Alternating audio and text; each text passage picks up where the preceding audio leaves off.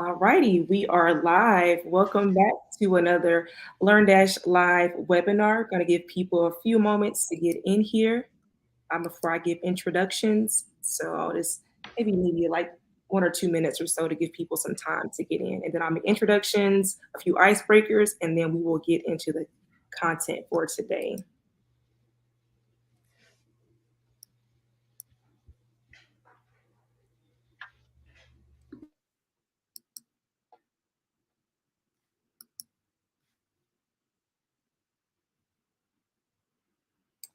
All right, so I'll go ahead and make some introductions here. So my name is Carmen Kendrick, and I'm the marketing manager over at LearnDash. And today I have my co-host Jeff Felton joining me from Content Remedy. And today he's going to be teaching you all the top list building strategies for selling your online courses. The presentation will take about 25 minutes, and at the end, you'll have an opportunity to ask any questions. All right, and let's get started with an icebreaker. So today we'll have two, so that we'll have enough time to go through all the material from the presentation. So I'm going to go ahead and put the icebreaker on the screen. So where are you joining from today? I'm currently in Atlanta, Georgia. Jeff, where are you joining from? Spokane, Washington, the other side of the country. Oh, wow. Yeah. So what time is it over that way? 10 o'clock. 10 o'clock. Okay. a.m. That's not too bad. Nope. Nope. How's the weather? That was my next question for you. Wow, it's so good. It's like 70 and breezy here today. It's perfect. Oh, that's nice. Yeah, it's pretty nice in LA. I don't know the exact temp. We had like a little bit of rain that just came in just now, and I'm like, where did that come from? So, all right. I see Coeur d'Alene. That's right down the road. Okay, let's see. Oh, okay. I've never heard of that place. So this is in Washington? Coeur d'Alene's Idaho. It's so Spokane is like right on the Idaho border, and Coeur d'Alene is probably 30 minutes away. It's a really, really beautiful place. Awesome. So we have someone from Toronto. We have someone from Copenhagen. Awesome. All right. And we have someone else from Atlanta. That's amazing. New Jersey. All right. So we also got some people in the UK. That is amazing. All right. So I have one more icebreaker, which is, I love this one. It's so fun to me. Let's see. All right. So share an emoji that best describes what your course will be about. And we will try to guess what your course is about based on the emoji. So this should be fun. Yeah, we had a few good ones last week. It's funny. I think the video from last week kind of got like a hit from YouTube because someone, I don't even want to say like what it was, but we didn't really like say what it was, but they still like hit us with like a strike last week. So that was kind of funny. It was like that purple, I think that demon like emoji. Oh gosh. Yeah. I can imagine what the guesses were. Yeah, so we guessed it. No, did we guess it? I think we did when they kind of put like a little bit of a description to it. All right, so we have one here. Looks like some books and maybe a credit card. Ooh, what could that be? Bookkeeping, financials. That makes sense. I like that one. Money management. I don't know. And we have this one. It looks like the yoga symbol. So I'm guessing it's a course about yoga, Pilates, something like that. Meditation. Mindset.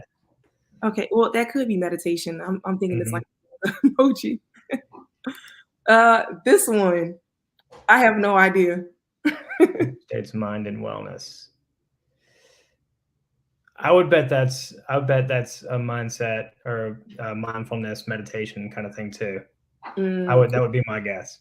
You know what? The name says it all. Deeper states of mind. Yeah, I know. Yeah, I cheated. Yeah, so we get that. This one, I don't know. I feel like it's something about your emotions, maybe like balancing your emotions. Yeah. All right. I was going to say first dates.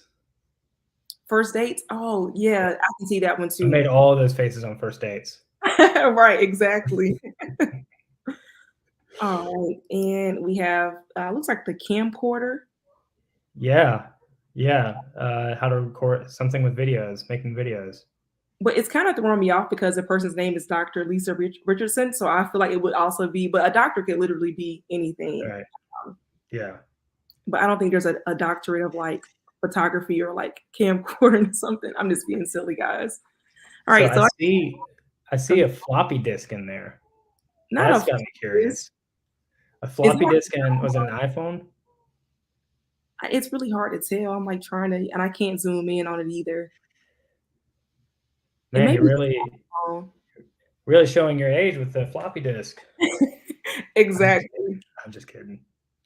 We know what floppy disks are. That shows our age. So I would love to know like what the floppy disk one is about. So if you want to get in the chat, we can just hold on for a few more moments because I'm dying to know like what that one is. All right, and so while we wait for you to put that in the chat, so a few housekeeping items. So if you are brand new to LearnDash or on the fence about getting LearnDash, we now have a backend demo which allows you to see what it's like to build your course using the actual software. That link is going to be in the description here on YouTube. And then also, if you ready to buy LearnDash, then there's also a coupon for $25 off. Just use the coupon code LDWebinar25. I will put that up on the screen as well. And that coupon code is also in the description box on YouTube. So just want to put that out there. Let's see if we got a question or that a question, but the answer to that. Technology. Okay, I can Ah, okay. changes and progression in technology. So Yeah, awesome. I love that's learning. cool. We love to hear that.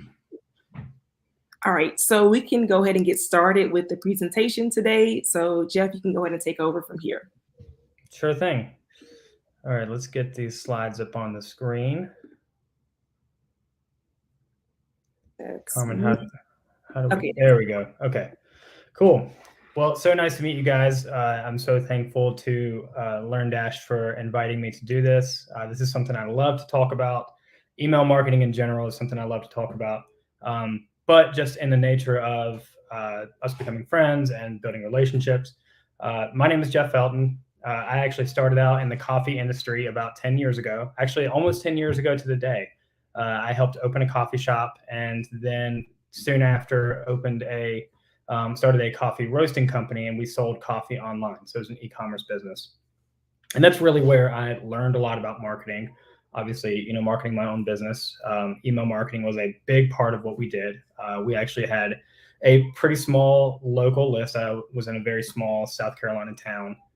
So we had a pretty small list, but we monetized that list pretty well. So in 2019, I decided to make the shift full time into marketing. I went to StoryBrand and became a StoryBrand certified guide, and learned a lot about persuasive copy and writing copy for websites and emails, all that stuff. Decided to kind of shift all in on email marketing a couple of years ago. And that is what I do now. I write sales sequences. I write monthly nurture emails, all kinds of emails for my clients. And that's what I do. I'm also a husband and a father. You can see in this picture here, that's my wife, Lanier, and my little 5-month-old girl, Nora. We love to hike, all of us. It's Nora's favorite thing to do. And so that's a little bit about me. Would love to one day learn a little bit more about each of you guys as well. So we are here today for you, the course creator, the mission-driven messenger. More than we want to help you sell more of your courses, but we believe that you also have a message to get out to the world, and that's why you created this course. That's why you have your your thought leadership, your methodology, and the best way for you to get that message out to the world is through building an email list. And before we really jump into some of the specific tactics for building your list, let's talk just briefly about why you need an email list. The number one reason why you need to build an email list is that you do not own your social media audience, period. You do not own your social media audience. Social media is a fantastic tool, and it's a great thing for top of the funnel content. But the truth is, Mark Zuckerberg owns Facebook. Other people own these social media platforms. Therefore, the audience belongs to them. Really, they could snap their fingers one day, and your audience is gone. They could change the algorithm, which they do frequently. They could change the algorithm, and all of a sudden, 8% of your 100,000 people, uh, only 8% are actually seeing your posts. Contrast that with email marketing, and you own your audience 100% forever. It's yours. Nobody else can tell you what to do with it. Nobody else can control how much or how few of your subscribers see your emails. As a matter of fact, when you send emails to your audience, 100% of those emails go to your audience's inbox. They either have to read it or delete it, but they're seeing your name consistently. And so that's the number one reason why email and building your email list is so, so important, is that you do not own your social media audience. Number two reason is that email is 40 times more effective at reaching your target audience than social media. You can find this number here from a quick Google search. It's from McKinsey and Company. But the reason why it's so much more effective, again, is because you're delivering straight to people's inboxes. It's on social media. It's really easy to passively follow somebody and not really pay attention to what they're talking about. And again, you may follow somebody on social media and never see any of their posts just based on the algorithm. But email is so much more effective at actually reaching your target audience than social media. You have direct access to their inbox. The third reason is ROI. It's the big one. It's the one everybody's always interested in, for good reason. But the ROI from email marketing is significantly higher than any other platform.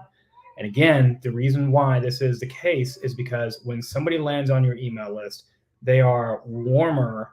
They're a much warmer lead or prospect than a passive social follower. So if you can, build a list of people who are interested in your product or services, it is much easier to sell them or to convince them to take the next step in the journey than, say, social media. So these are the main reasons why an email list is so important for you to build. So now, how do you build your email list?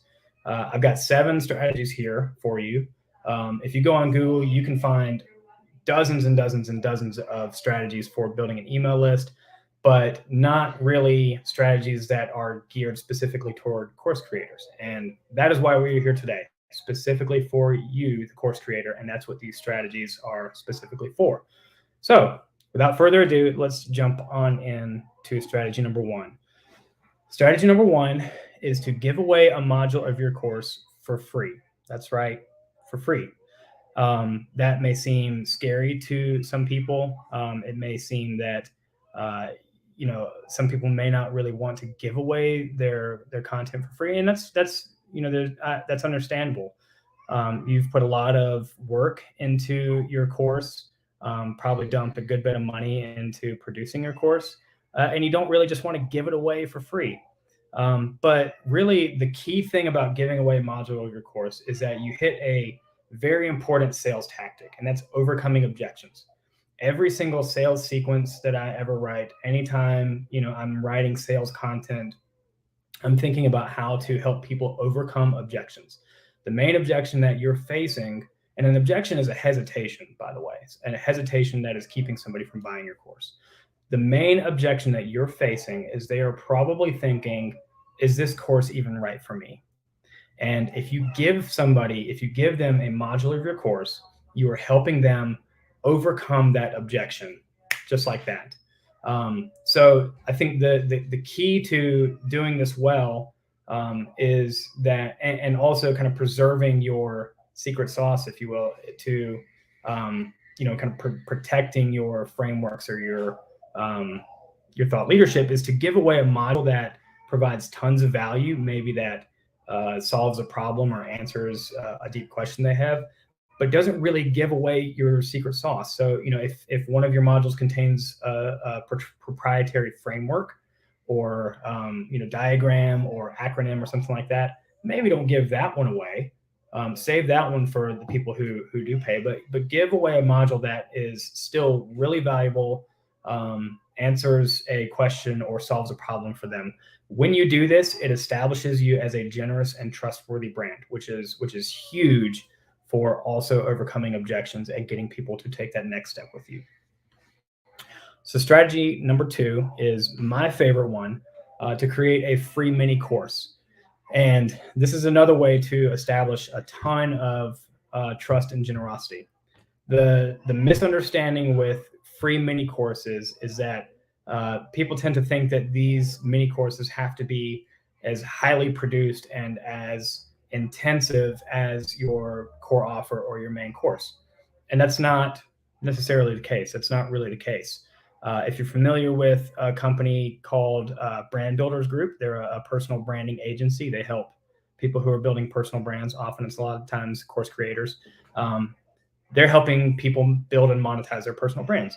And their main lead generator is a free mini course called 4 Steps to Famous. And it's 4 videos that are shot on an iPhone. The founders of this $5 million company literally shot these videos on their iPhone, and they drip out the videos one day at a time for 4 days, and that's it.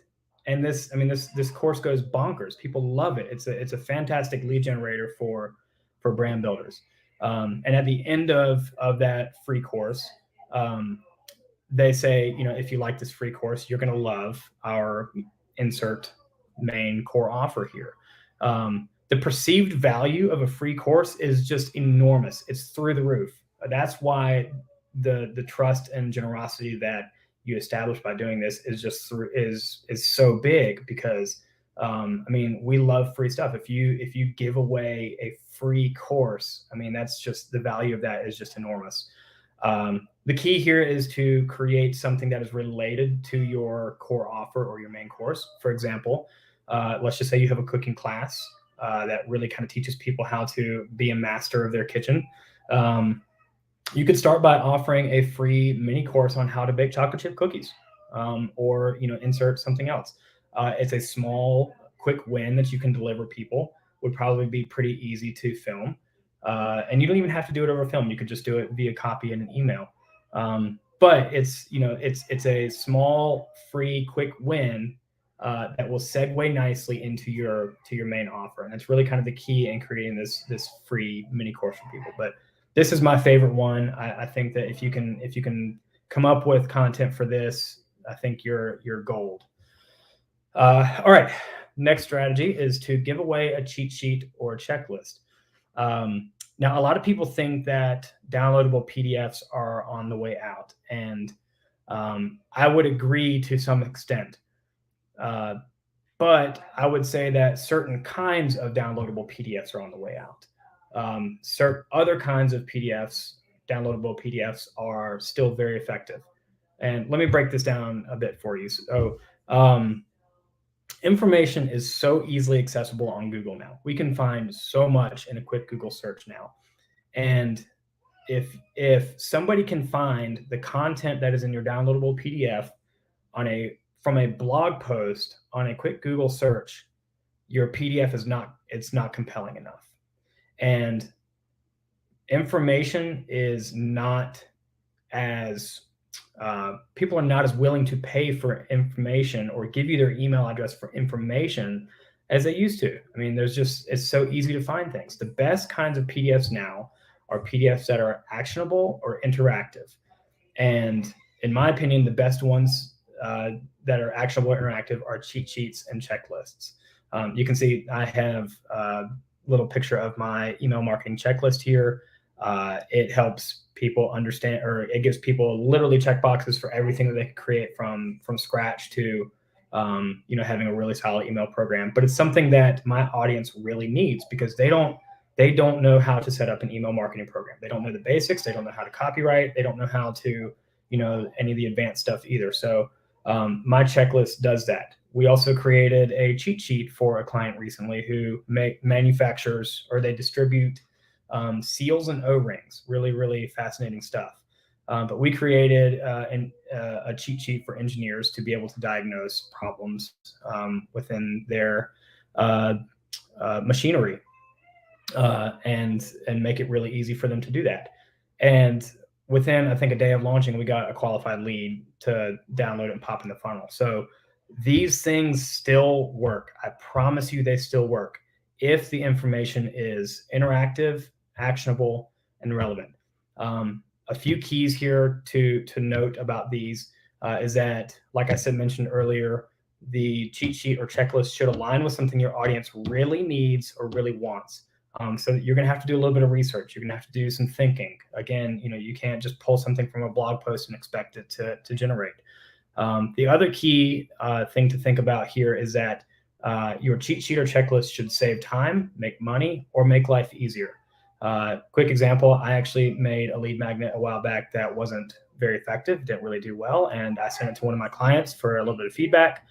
And he said, well, Jeff, actually, this thing that you've sent me, it doesn't save me time, it doesn't make me money, and it doesn't make life easier for me. It actually creates more work for me, and I don't want more work. And it made me think, oh man, okay. And that's literally where I got that from. That's from one of my clients' mouths right here. And so now every time I think about that, every time I think about creating a cheat sheet or checklist, I run it through this filter. Does it save time? Does it make money? Or does it make life easier for my audience?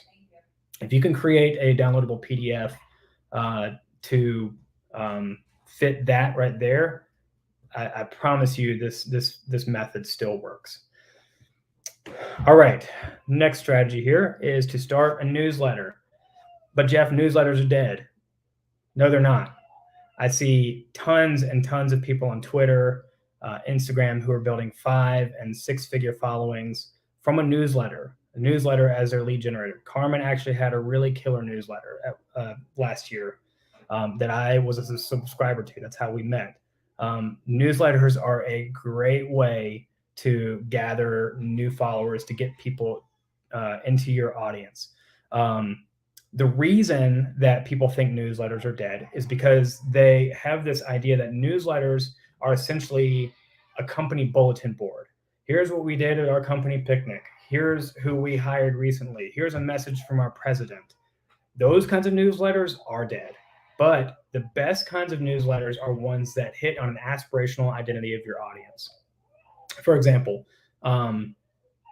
I am a solopreneur. I'm a solo entrepreneur. I plan on staying that way. I'm not trying to build a team.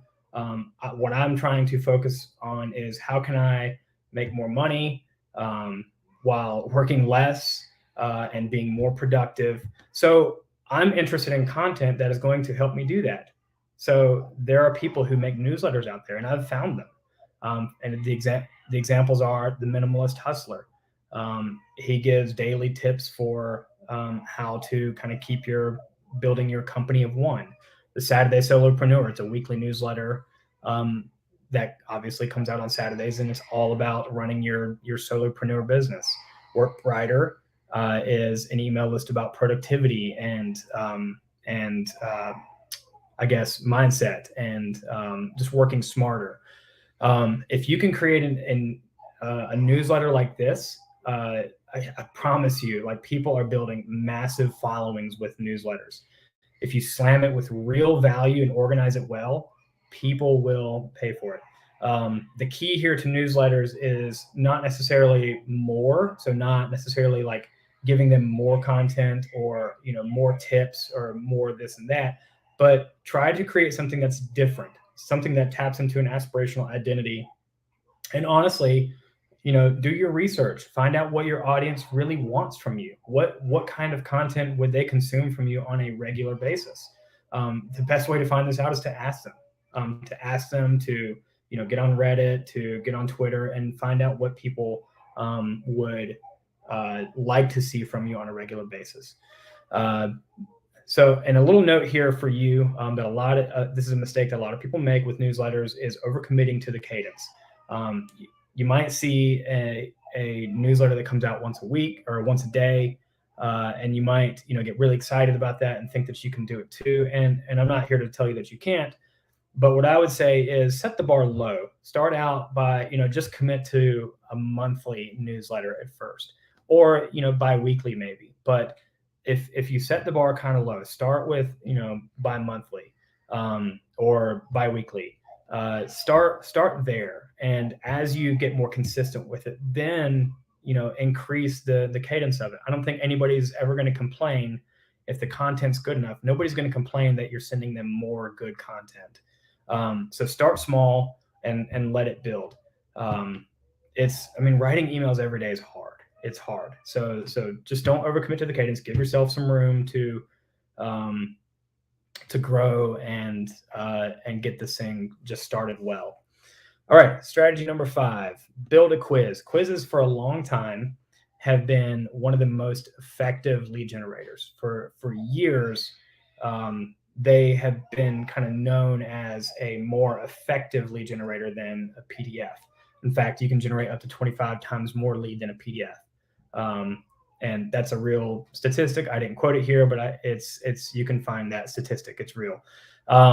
The reason why quizzes are so powerful is because they typically tap into an aspirational identity, and they get us talking about ourselves. We love to talk about ourselves. We love to learn more about ourselves. And that's why people love to take quizzes. I created the quiz for my coffee company years ago. It was something like, take the coffee type quiz. What coffee best suits your personality, or something like that. It was just silly, but people loved it. I mean, we got tons of people, new subscribers from that quiz, and we turned the subscribers into purchasers. And there's a lot of different ways that you can build a quiz. You can do a product recommendation. You kind of quiz people on their preferences and what they're interested in, what they really need, and you can make the best recommendation for them. If you're a coach or a doctor or something like that, a consultation quiz works really well. We just built a quiz for a client who's a business coach, and we did I think it was a 28-question business assessment quiz. And these kind of interactive, actionable things are just so much more effective than a stagnant PDF. Product personalization, personality types are all good examples of quizzes. And the key, that you'd want to do is to send the quiz results via email upon completion. Go ahead and get people used to opening up emails from you. Train them to start looking in their inboxes for emails from you. And then those quiz results can segue really nicely into a good welcome email sequence after that, where you introduce yourself and pitch your services and your course or whatever it is. All right, strategy number 6, moving along, is to host a webinar. This is exactly what we're doing today. And if you have ever considered a webinar but have not pulled the trigger, I would ask you to consider why you signed up for this webinar. What made you come to this webinar? And that will tell you why webinars are so powerful. It's because they're interactive and they offer face-to-face proof. Remember earlier in the conversation, we talked about overcoming objections and hesitations. People naturally have hesitations to doing business with you. Webinars are a great way to alleviate some of those fears and hesitations by offering face-to-face proof that you know what you're talking about, right? When you get on a webinar, especially as a course creator, and you're teaching an aspect of your course or something related to your course, potential customers are going to be on that webinar, and they're going to see you teaching this content and go, wow, this person really does know what they're talking about. Maybe this course is the right thing for me. So as a result of people signing up for this webinar or webinars, the leads are typically warmer. The reason why is because if you commit to putting a webinar or attending a webinar, then you block off an hour of your time to attend the webinar. It's a much bigger commitment than kind of passively downloading a PDF and I'll check my email when I get to it. So the leads, people that attend webinars, are typically warmer. It's just the truth. It's a bigger step that people have to take. Webinars are great for attracting new leads and introducing new courses to old customers. A great way to structure your webinars is to introduce the course and teach a section of the course, or teach a topic related to the course. The key is that the webinar should segue into the offer for your main course. It should kind of butt up nicely again. You go back and use our example of the cooking class and the chocolate chip cookie mini course. You could do a webinar on how to bake chocolate chip cookies, and it segues perfectly into your offer for becoming a master of the kitchen, or whatever you want to call it. So the webinars, the last thing I'll say about webinars is that they're also great for special offers. At the end of your webinar, you can pitch the logical next step in the journey and give people a one-time offer, today and today only kind of special offer on your course. What this does is it introduces a bit of urgency, and urgency is the secret ingredient in marketing. Urgency and scarcity are the secret ingredients in marketing. And webinars are a great way to do that, like I said, because your leads are warmer and they're ready, they're itching to buy. You just have to give them a good reason to buy. All right, and the last strategy is to offer a discount. Discounts are not for every brand. It's not really my favorite thing, but they work. You go to any e-commerce website and you're going to see probably some sort of first-time customer discount. They're irresistible. I mean, when you see a discount, you're naturally just gravitated towards it. The key to discounts is that you use them very sparingly. You don't want to discount your course or your products all the time, because then it cheapens your brand and people become expectant on a discount. They'll say, well, why would I buy it for full price right now? She's probably going to, offer it in a discount next week. I'll just wait. So discounts are great for first-time orders, or maybe, once or twice throughout the year on like a Black Friday or Mother's Day or some holiday related to your business. They're also great for launches. Launches are a great time to introduce a discount, just because, a discount naturally is going to attract more buyers. It's going to net you more buyers. And so it's going to create some momentum, and momentum is really what you need for a launch. And discounts are just a great way to gather some of that momentum. If you're not really a fan of discounts, that's totally okay. Like I said, I'm not super crazy about discounts. Bundling is a great way to offer a discount without offering a discount. If you have two $100 courses, you can pair them together and say, instead of paying $200 for both of these courses, you can buy the bundle for $150. And that's just a great way to kind of incentivize people to buy and to get a discount without, saying 10%, 20% off. All right, so those are the seven best list building strategies for course creators. Now we're going to get into just a few minutes of bonus content, and that is what's next. Now that your list is growing, you're going to want to think about what is an effective email marketing strategy. What does that even mean? Like, what do I need to do next now that my list is growing? And email marketing can seem scary and complicated and overwhelming. And I get it. I mean, between, the tagging and segmentation and automations and all that jargon, it can be kind of confusing. But we're going to break email marketing down into three main categories: your campaigns, which are launches and promotions; your ongoing nurturing, which is, your kind of weekly, monthly, biweekly emails; and your automations, your evergreen automations, which are behind the scenes revenue machines, is what I like to call it. So your campaigns are typically, like I said, they're launches and promotions. They're typically one-time events, like a new course, a special event, or a holiday, and they have a clear objective or goal in mind. A lot of times that goal is sales oriented. Sometimes it can be, social shares. It can be YouTube followers or getting more YouTube followers. It can be really to prepare people for an upcoming call with you. There are a lot of different ways you can create a campaign, but a lot of times it's most people use campaigns for selling.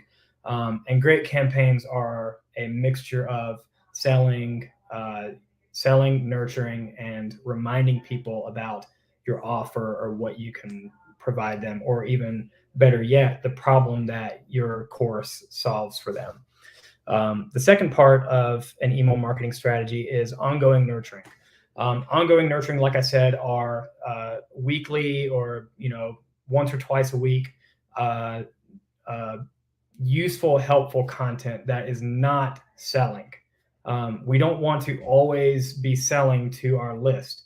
If you're selling in every single email that you send to your list, they're going to come to expect that, and that's kind of what we tune out. We don't want to be sold to all the time. When we partner with brands these days, We want to partner with brands that are going to help us and solve problems for us and engage with us and partner with us. And that's what your ongoing nurturing emails are all about. They're done with relationships in mind. A lot of times these are kind of like real time emails.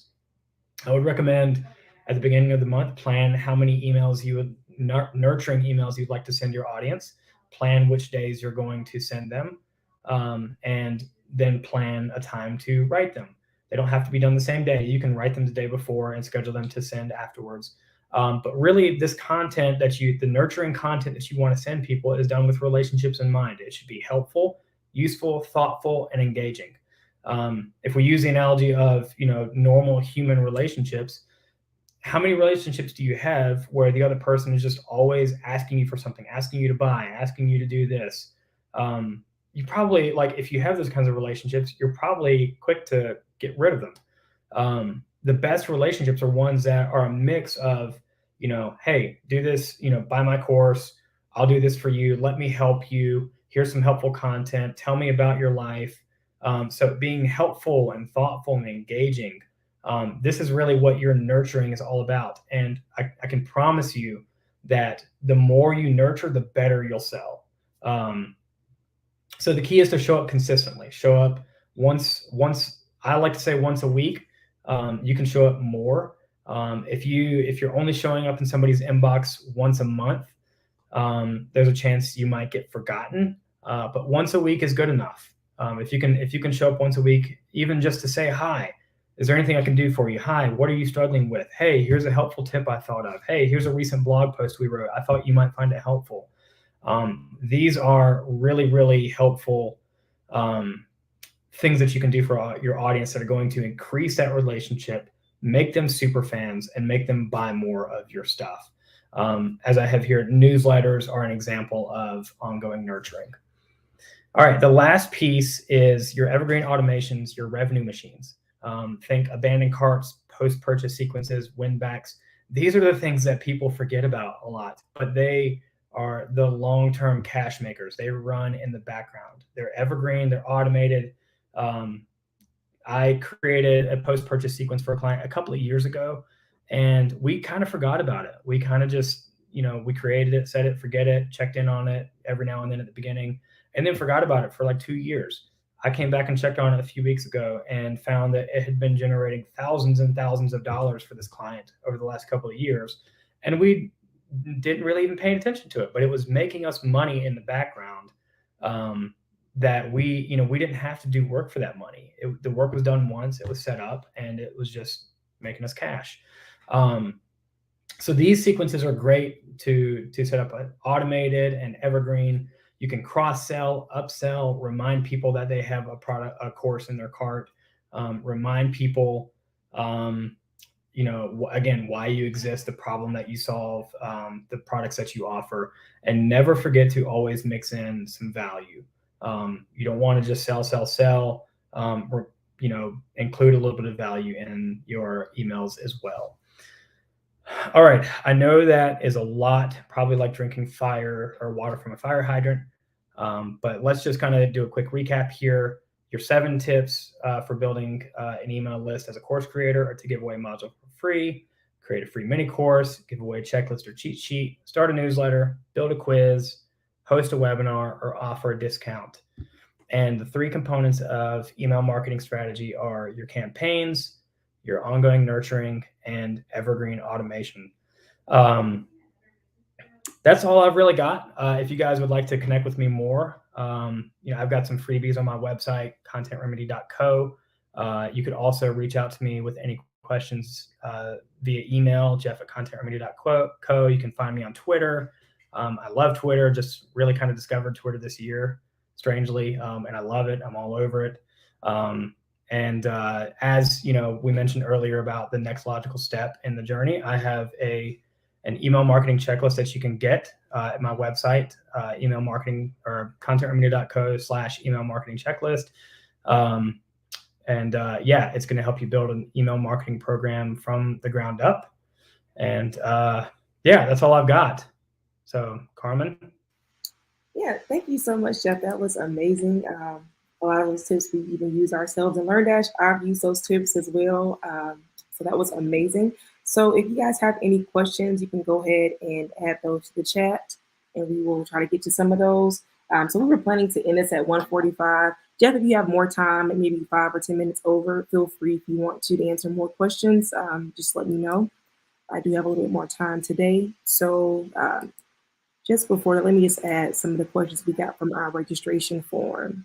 So we got, is it better to create an automated webinar or a free course to sell your high ticket course? Good question. My recommendation is to start with a live webinar. This will get you kind of comfortable with being in front of people. Start with a live webinar, do it for a few times, get a few under your belt. The first webinar is always going to be, probably the roughest. You'll get some feedback from your audience. You'll, always leave the webinar and think about what you could have done better, how you could have improved it. So you do a live one, tweak it, do another live one, tweak it again, do another live one, record it, and then make it evergreen. And that's kind of the way you can put it on your website, and you could really even do it once a month, and it would just be automated. Amy Porterfield does that with her webinars. If you attend one of her webinars, chances are, it's an evergreen webinar that she has done live before and just recorded, and now she posts it once a month. But yeah, free courses are also a good option as well. All right, so we have another question from someone in the audience. How would you promote a free short course? How would I promote a free short course? I would promote it with a pop-up. I would make all of, with any of these lead magnets, really, I would promote them with your social channels, YouTube, Twitter, Instagram. I would make all of them point towards that free mini course. I would, in your Twitter banner, your YouTube banner, I would always, tell people like, hey, visit the link in my bio. I've got a free mini course called blah, blah, blah. It's really going to help you, overcome said problem. But really, yeah, I would just start by making everything point towards that. Even your email signature, make everything kind of point towards that, free course, that mini course. Really, the key to any of these lead magnets succeeding is traffic. That's the way you're going to find out if it works or not. If you get traffic if you can get eyes on your landing page for your mini course, or again, whatever offer you have, you're going to get conversions. Awesome. And this one, I think, was for me. While you were speaking earlier in the presentation, I just gave out the recommendation to do a YouTube and StreamYard for webinars. The only reason I recommended that, sometimes I know a lot of people are bootstrapping when they get started. And so YouTube allows you to do a webinar for free. StreamYard also has a free option as well, which kind of gives you this nice setup that you're looking at right now. So just wanted to put that out there. We have another question. Let's see. Do you have any tips on marketing to professionals that differ from targeting the general public? Yeah, I mean, I think the key is to really think about, with any audience, professional or general public. And I'm not 100% sure what you mean by who your professionals are, but the key really is to, use language that they're using, use copy that they're using. So obviously you would keep a more professional tone in your emails and your content. But you would also want to create content that relates directly to them. Obviously, for professional, a quiz might legal profession. Okay, yeah, that's a tricky one. But the key is to really think about what is it they want. What kind of information do you have? What can you provide them that they really want the most? And if you can create content around that, that's true for any kind of audience across the board, professional, general public, anything. If you can create content that truly taps into what they want and it solves a true problem for them, you're going to be well off no matter who the audience is. Awesome. And this one is kind of a question, but I think it kind of ties into the last one, because I do believe that LinkedIn, especially for professionals, but you have to be careful that you're not being spammy with it. But LinkedIn is a great one. So this question asks, what do you think about networking in groups on sites like LinkedIn or Alignable to market to professionals? Yeah, I think that, it's important to remember that any, social media channel is top of funnel stuff, right?